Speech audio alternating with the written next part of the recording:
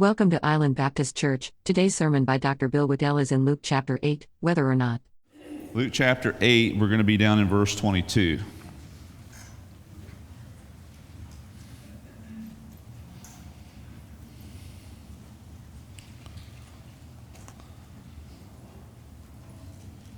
Luke 8:22. Working our way through Luke, this is where we find ourselves.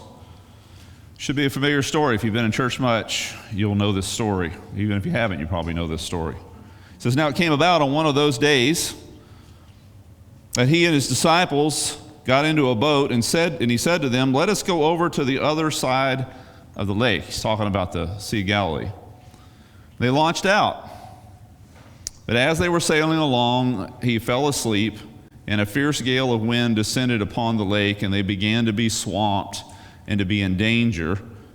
And they came to him and woke him, saying, "Master, Master, we are perishing." And being aroused, he rebuked the wind and the surging waves, and they stopped, and it became calm. And he said to them, "Where is your faith?" And they were fearful and amazed. Now, they'd been fearful before, but it uses a totally different word here, and we're going to see that. It's actually more fearful now than they were before, believe it or not.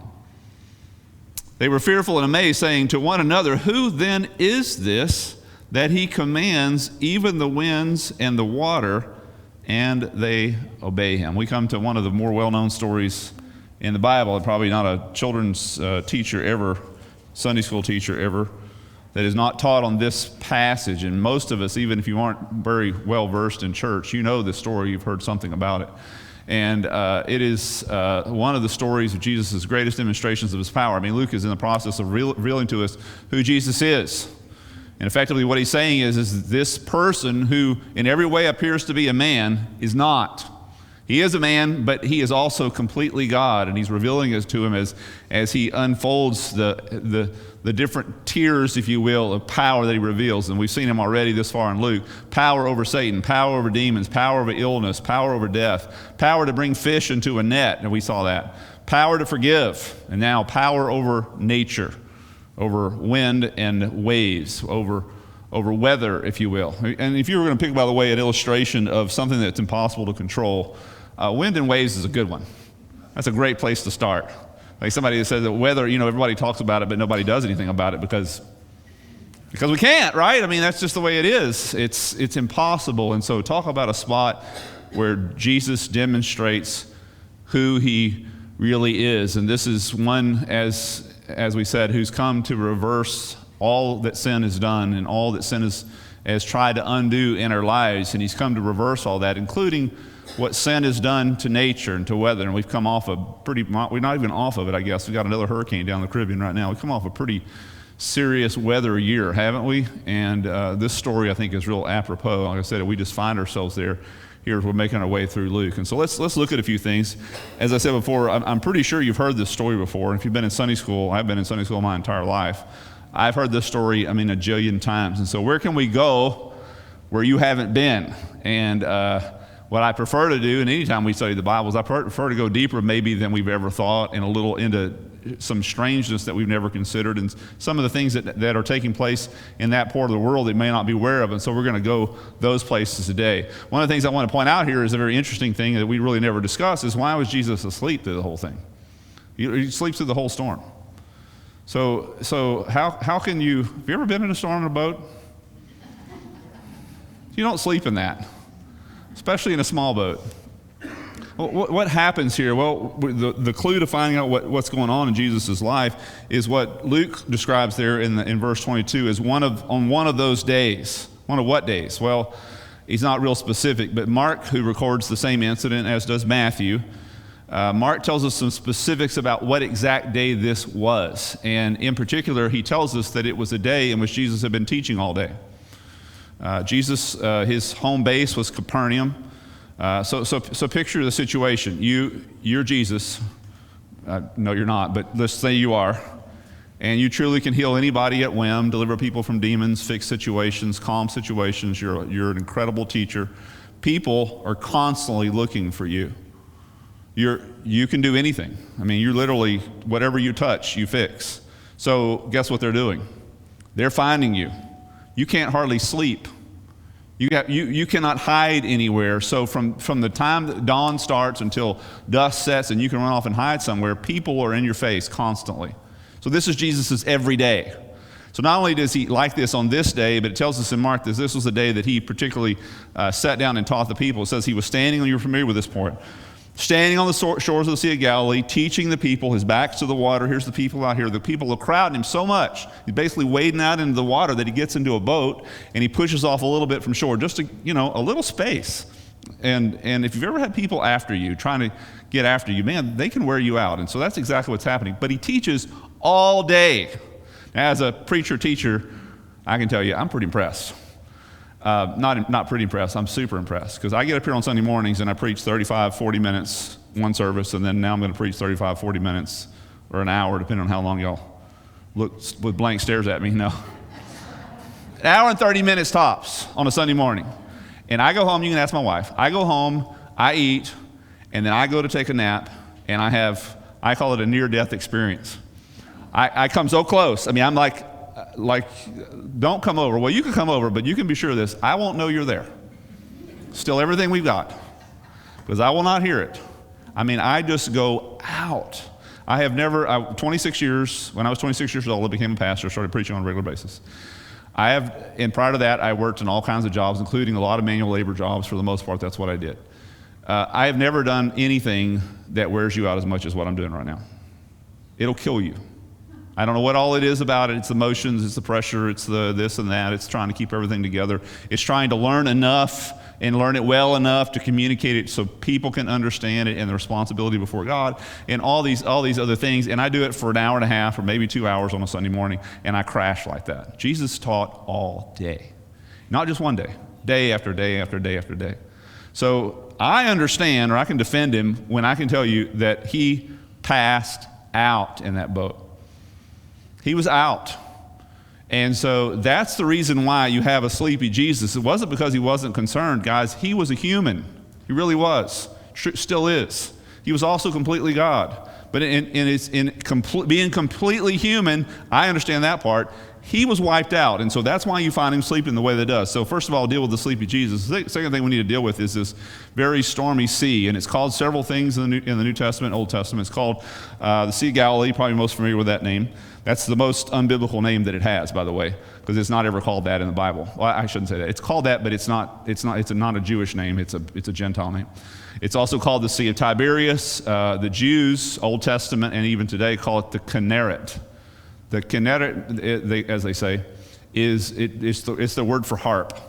And if you look at the sea from satellite image, if you will, you can see it's shaped like the old-fashioned harps that they would build in the Middle East. And so that's why they call it that name. This sea, if you will, is not a real sea.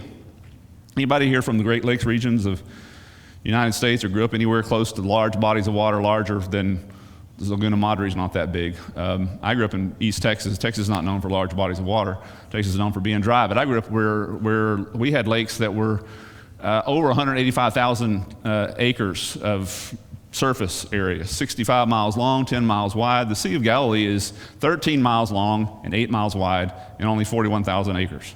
So anybody grew up in that kind of lake, it's a medium to medium small type of lake, especially from Minnesota or other places where there's all kinds of lakes, plenty of lakes that size. You may snub your nose and just say, there's no big deal. I've been on lakes like that. I don't understand what the big deal was. Well, it is a big deal, and it has nothing to do with the size of the lake. You say, well, that's not a big deal. I've been out in the middle of the Gulf of Mexico. I've been on ships. I've been in the Navy. I've been that, and I'm not trying to take away from any of that. I'm just trying to tell you, you haven't been on this place before. This lake is like no other. I know you may have lakes bigger than this, smaller than this, regions similar to this, but I'm telling you, it's not the size of the lake, it's the situation. Here's one thing I know for sure why you've never been, unless you've been on this lake, you've never been on a lake like it, is that it's the lowest lake in the world, freshwater. 680 feet below sea level. So your feet are at sea level, right, more or less. 680 feet below us is the surface of the Sea of Galilee. Just try to wrap your mind around that. It's way down there. So when air moves through a region like this, we have nothing to block the wind here. We're about to get a front through if we haven't already sometime today. We'll have this lots of rushing air, but when you have a change in elevation, you have an increase in velocity. And so this guy is 680 feet below sea level. Added to that, it's surrounded by a high ground. Now here we're at sea level, but where's the high ground? Like they call it the Rio Grande Valley. It's like, where's the valley? Where does it valley off here? It starts valleying off, I get about San Antonio, and then the other side is Monterey or something. I don't know. There's no drop. I mean, there is a slight drop in elevation, but it is very slight. It's not anything like what you would think a valley would be, but nothing compared to the Sea of Galilee. This thing is literally a bowl in the midst of high ground. To the west is the hill country or the mountain region of the Galilee, which is where Jesus is born and raised in the Nazareth area. It's basically a series of mountains or high hills. 1,500 feet, 1,400 feet, almost all the way to the ocean for 45 miles. To the west is nothing but high ground. To the east is what's known as infamously or famously the Golan Heights. They call it the Heights because that's what it is. 3,000 feet above sea level. So it's 3,000, it's right dead up against the sea. So here's the sea 680 feet below sea level. Right next to it is almost a sheer cliff that goes up 3,000 feet. And it goes back all the way to the Saudi Arabian desert. So it's 3,000 feet above sea level, almost 4,000 feet above the surface of the Sea of Galilee. That's a really weird situation. We've got high land to the east, high land to the west. To the north is the highest land. Just 40 miles north of the Sea of Galilee is Israel's highest peak, called Mount Hermon. Mount Hermon rises to 9,500 feet above sea level. It's Rocky Mountain type of stuff. Truly, it stays snow-capped year-round. And so it's 9,500 feet above sea level, which makes it over 10,000 feet above the surface of the Sea of Galilee, and it is among the smaller mountains and the beginning of the mountains as you go north into Lebanon, called the Lebanese Mountains. The Lebanese Mountains, many of them are going over 10,000 feet. Many of them. Snow-capped, they have glaciers. You're just 40 miles from, you're staying in the Sea of Galilee, you can go there today. They grow bananas around the Sea of Galilee because it's like a tropical paradise. You can stand in the midst of bananas and see a snow-capped mountain. It's just right there. There's not very few places in the world that you can actually do that. It's just 40 miles away. So you can be eating bananas today in your shorts, laying on the beach, and tomorrow go snow skiing. That's what they do. So it's awesome as long as it's awesome. But when things change, this little sea, this seemingly unimpressive little place, has a very dark side. It has a very Jekyll and Hyde type of experience. I've been there many times. I've fished on it. I've spent all day on it. I've been in boats. I've crossed it. We've done all kinds of stuff. It almost 100% of the time that I've been there, it's this placid, gorgeous spot. Nice green water, beautiful mountains surrounding, hardly any wind. It's nice and flat as the floor. People are out on paddle boards. People are kayaking. They're skiing. They're windsurfing. They're just doing all kinds of in little paddle boats and little fishing boats. And you get back there and you look at it and you say, well, this place, what was going on with Jesus and their friends? They had a boat with a hole in it or something. Because how could you sink in a place like this? Like I said, you wouldn't know it. But this place will kill you really fast. You're in that boat at the wrong time, under the wrong circumstances, and the Sea of Galilee will send you to the bottom. Because like I said, these surrounding high grounds mean you're also surrounded by 3 different types of air masses. Just 45 miles away is the Mediterranean. And we live here on the Gulf of Mexico. Did anybody get up early this morning and feel how the air was? It was heavy, it was wet. It's almost like it rained, it's just humidity.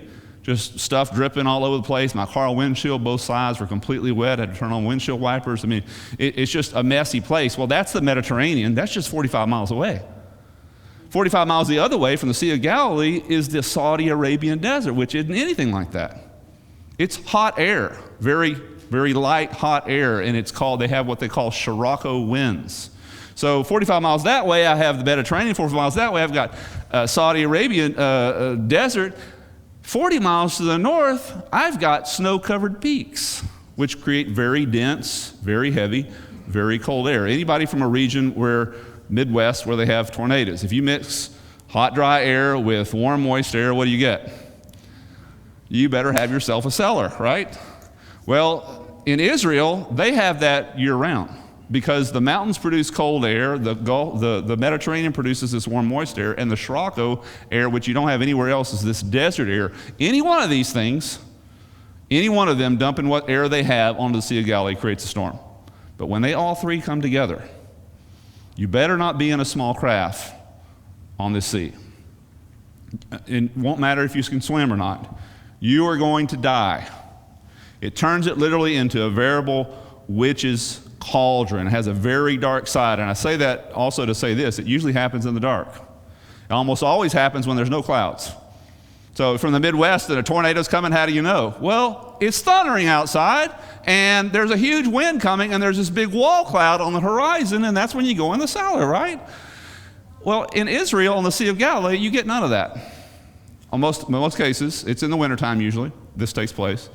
There's no clouds, there's no wind, there's no rain, there's no thunder. You go to bed, or you go out on a nice leisurely cruise out on your little boat, which you've been doing for the past 60 days on the Sea of Galilee every single night, and tonight you're going to die. Because these winds, what happens is in the wintertime, a pressure change takes place over the Sea of Galilee. Pressure goes down, and so what it does is it sucks in air from all three of these directions, from the desert, from the ocean, and from the cold. And when these things mix together, you get this swirling, nasty mess. And literally the waves, you never know which way the waves are going to come from. They're not like, okay, the wind's blowing from the west, so the waves are going to be coming from the west. Not how it works there. Because I got west wind, I got north wind, and I have east wind, and I'm in the middle of it. Like I said, if I'm not in a big craft, and I mean something bigger than this room, I'm going to die. It's just the way it is. So what happens is that it creates this type of situation. The seas don't get that big. Anybody been out in 10 or 12 foot seas? I mean, it's not fun, not fishing quality stuff, but you can live in 10 or 12 foot seas, even a relatively small craft, as long as the periods between the waves. So if I have 12 foot seas, but I have 40 foot period between the waves, I got a 40 foot gap between each wave, I can do that in a small craft. But in the Sea of Galilee, they get 12 foot waves with 10 foot periods. So the waves, when they hit their boat, are vertical. You're not going to live through that. You got to have a couple of life vests strapped around you for sure. You're not going to live. So that's what's going on in this lake. It's the winter. There's no way to know when it's coming. You'll go weeks and months without a single issue like that, and all of a sudden, boom, if you're out on that lake, you're in trouble. You're in big trouble. It creates this huge vortex. And like I said, you don't want to be there. But Jesus, interestingly enough, is totally calm.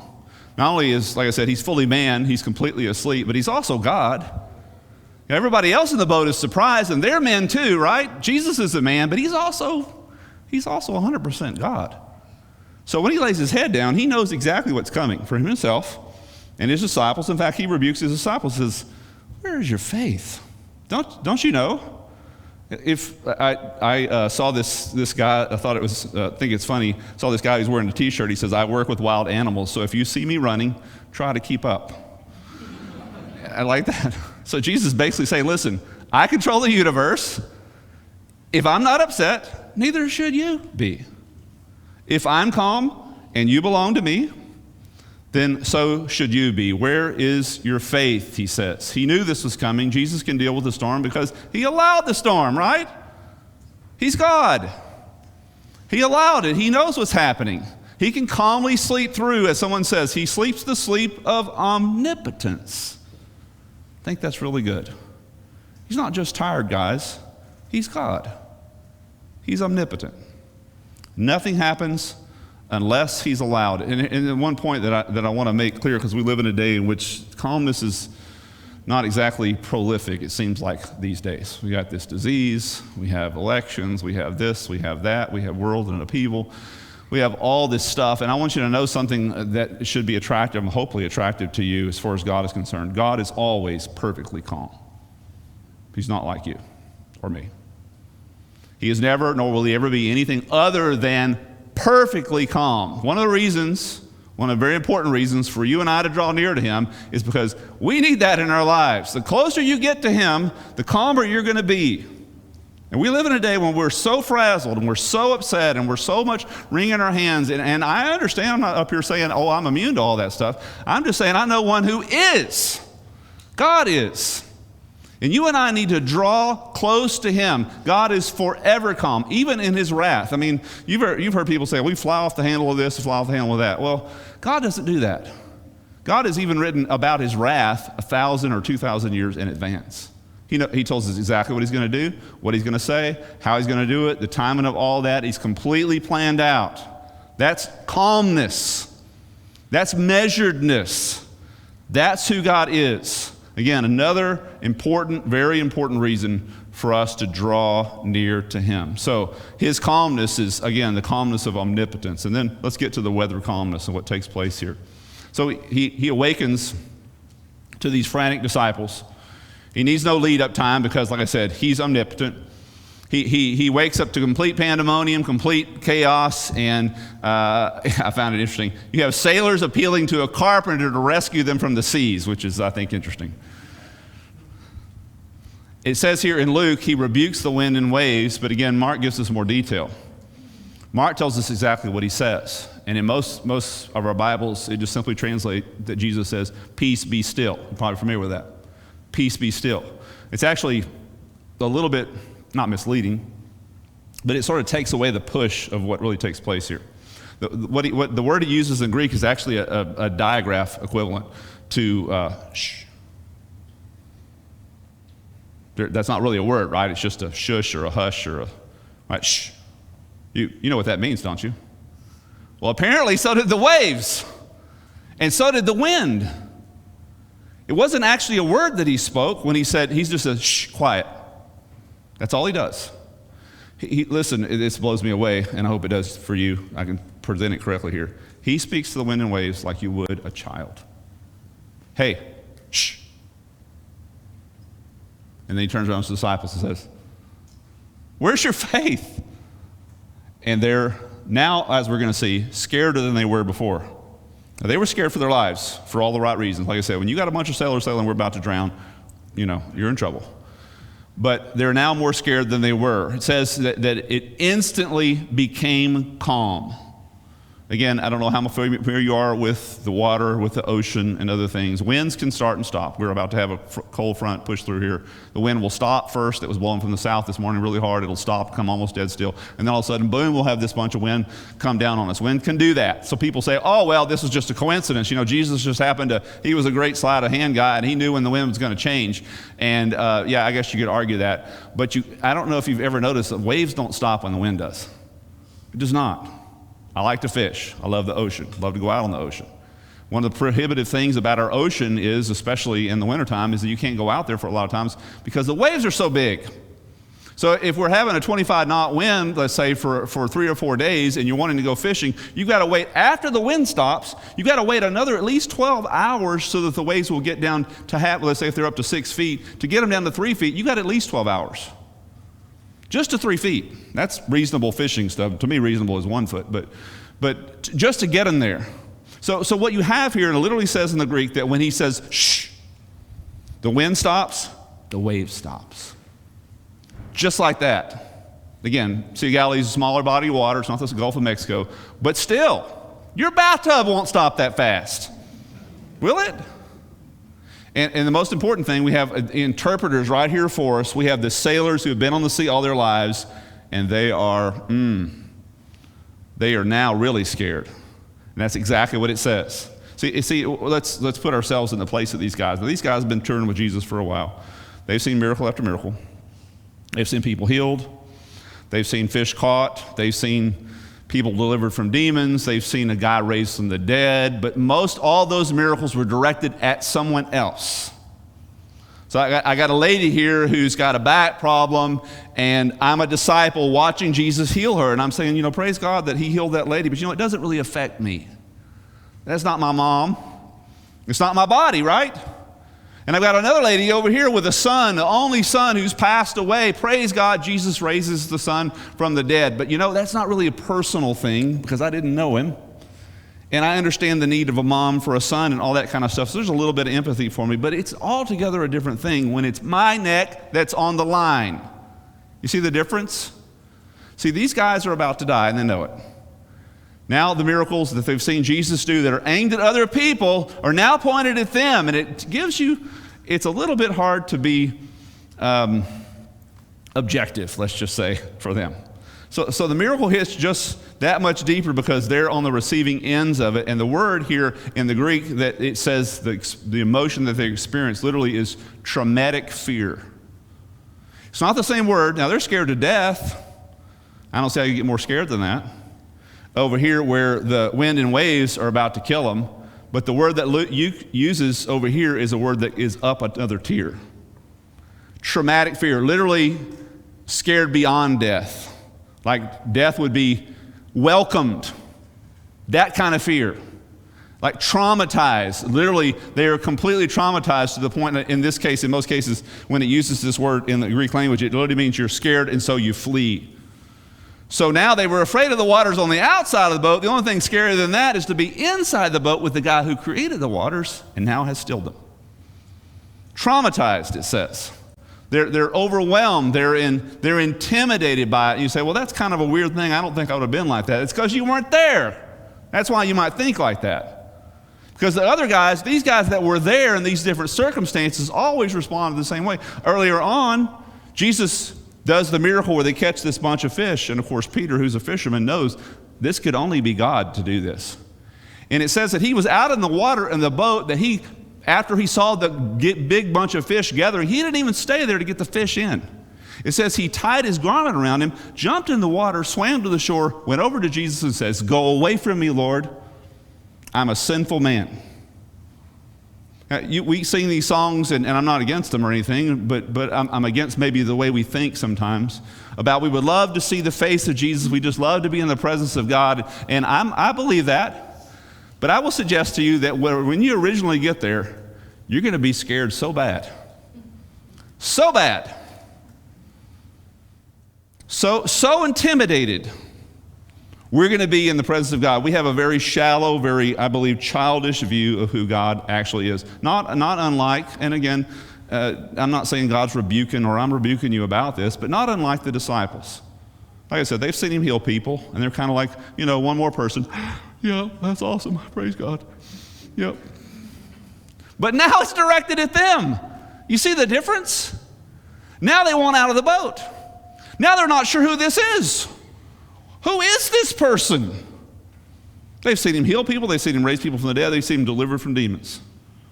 They still aren't impressed enough. You've not seen any of those things. Jesus doing it, me neither. They still aren't impressed enough. And then when Jesus does this, traumatized, it says, intimidated, much like Peter was when he saw him catch that great bunch of fish. We'll get to the story next week or the next time we're together. But they continue the boat ride after all this wind stops. They land on the far side of the ocean, it tells us, and the next story is that when they land, out of the tombs comes this man who's possessed with a legion of demons. You know the story, right? Jesus delivers from the demons. They go into the pigs drown themselves. The shepherds of the pigs go back into the city. They bring the elders and all the people of the city come down to see. They see this guy who they have never seen with clothes on before, in clothes, who they never seen in a right mind before, in his right mind. They see a bunch of pigs floating in the ocean. Remember what they told Jesus? They didn't say, which you would think they would, why don't you come into our town? We have lots of people with needs. Come and teach us the truth. Come and tell us what we need. Do you remember what they did? It says they begged him to leave. That's amazing, but it's not. Because I would suggest to you, that's when you really know him, when you really experience him, that's going to be your first reaction. Go away from me, Lord. I'm sinful. I can't be near you because now I know who you really are and I know what you're really about, and I am scared beyond death. In the New Testament, in the book of Revelation, it says when Jesus comes back, it says people are going to be hiding in caves, asking the rocks to fall on them and hide them from the face of him who sits on the throne. Can you imagine that? In my childish thinking, I'm just thinking, well, why don't you just go say hi to him? He's nice. And he is. But there's a part of that that's like really childish, because have I really experienced him for who he is? Because when we do, it's going to run a lot of stuff out of us. And that's really what we need. We need to experience the presence of God, because I need that calmness, because he's always calm in my life. I need that calmness to get me through, especially these times. But I really need the presence of God also because it'll run a lot of stuff that I don't need out of my life. It'll immediately take real good evaluation of what's really going on in Bill's brain and what's really going on in his life and what his really purposes in his life. It'll really clean me out. And guys, I need that on a regular basis. I don't know about you. But I need that closeness because of what it's going to, if you will, scare out of me. You need it. I need it. Let's pray together. God, I thank you for revealing yourself to us. I thank you that you haven't taken us to the place where you took them, this traumatization. I thank you that you just slowly, kindly introduced yourself to us, Lord. But you hold out your arms to us, having brought us to a certain place and wanting us to go farther, Lord. Now the ball's in our court. Do we really want that? Do we really want that level of relationship with you where we really know you for who you are? We really see you working? Our eyes that are childish become grown up, maybe for the first time. Our hearts that are childish for the first time become more and more what you want them to be. God, I pray that that would be our desire. It would be our desire because of what we get from it, because of the calmness it's going to bring to our lives, because of the radical change it's going to bring to our lives, and it will also because of what you'll get from it, Lord, which you've spanned heaven and earth and gave the life of your Son so that we could be yours. Lord, I pray that you'd be getting from us what you've paid for. Thank you, God, for speaking to us today. Thank you for this time. It's in Jesus' name we pray. Amen. Thanks for visiting. Find us at www.islandbaptistchurch.org.